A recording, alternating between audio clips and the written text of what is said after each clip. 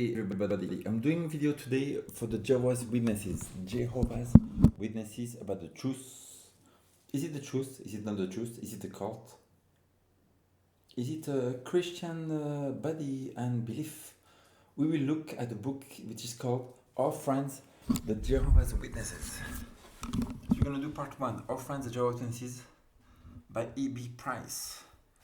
And it's taken from the Watchtower, from the Awake mostly, and we're going to see all these prophecies 1975, 1920, 1974, 1878, etc. And we'll start by saying that the Jehovah's Witnesses, it says in the Watchtower, January 15, 1974, Father God, I pray that you understand the truth. He says, can you be true to God and yet hide the facts? And we see in the publication like a Catholic priest, and he says fraud, immorality, cheating, etc., and he's trying to put them under the carpet. Would you rather have the truth covered over? What they mean is that they want to, it's saying that in the Watchtower that they should examine, every Jehovah's Witness should examine the truth. Or do you want to know the facts? Then persons are in great danger from a source that do not respect or are being misled by those they consider their friends. Is it an unkindness to warn them? They may prefer not to believe the warnings, they may even resent it. But does that free one from the moral responsibility to give the warning? If someone is in an error, then people have to warn them.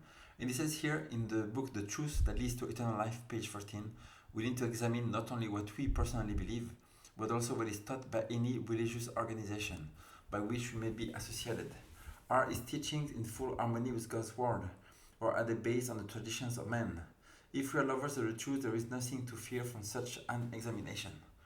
So they're saying here in Jehovah's Witness, most of them, they will not examine what you believe, and if you give them a book, they will not read them. Here it says in the publications that they have to examine what is taught by any religious organization. And there is nothing to fear from such an examination. In the late 1920s, one of Jehovah's Witnesses, then known as International Bible Students, called my mother and began to share with her teachings of the Watchtower Society.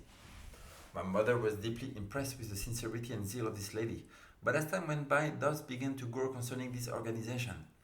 The magazines and books which the Society published during the past 50 years had many false prophecies, contradictory doctrines, altered and even bizarre teachings.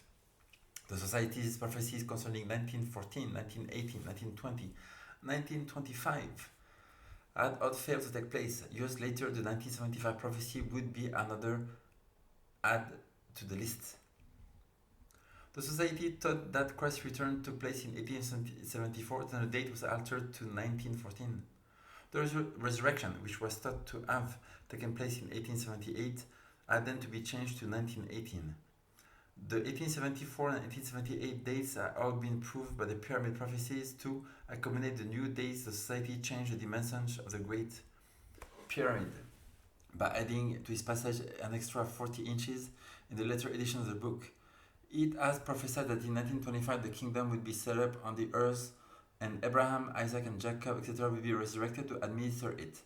The mentioned Beth Sarim was built in California for them to occupy, even though the book The Way to Paradise, page 225, had described where Abraham will live and operate in Jerusalem.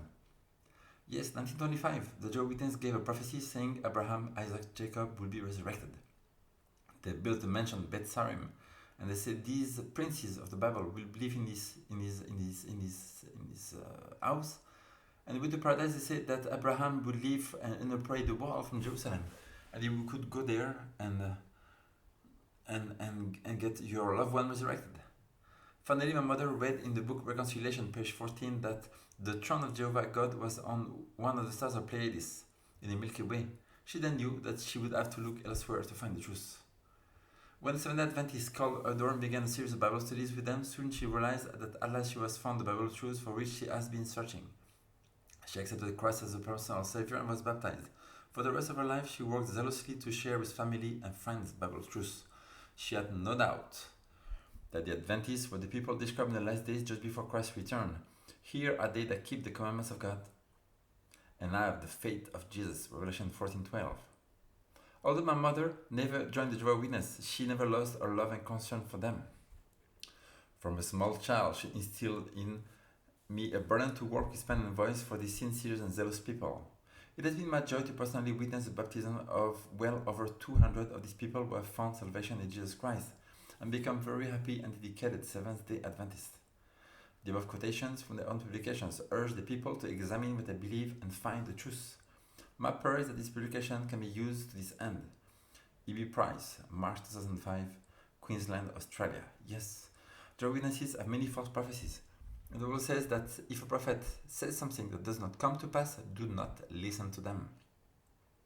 It is true they have true doctrine, but any church in the world, any religious organization has truth and error, thus making it Babylon. And we will see in this series of videos that the Jehovah's Witnesses have much truth. They think they're not in Babylon, but they are.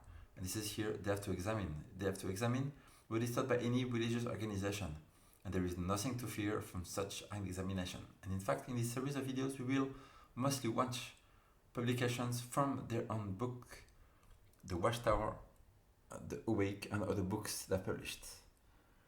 And we will look at the authority of the Watchtower, the false prophecies, the chronology, man's condition in death, the millennium, the 144,000, the Trinity. Is Jesus Lord, the deity of Jesus Christ, the cross of torture stake, etc. My prayer is that Father God, I pray that you bless those listening and that may they be reached by the truth and they may accept the truth and put it in practice in their life. In the name of Jesus, amen.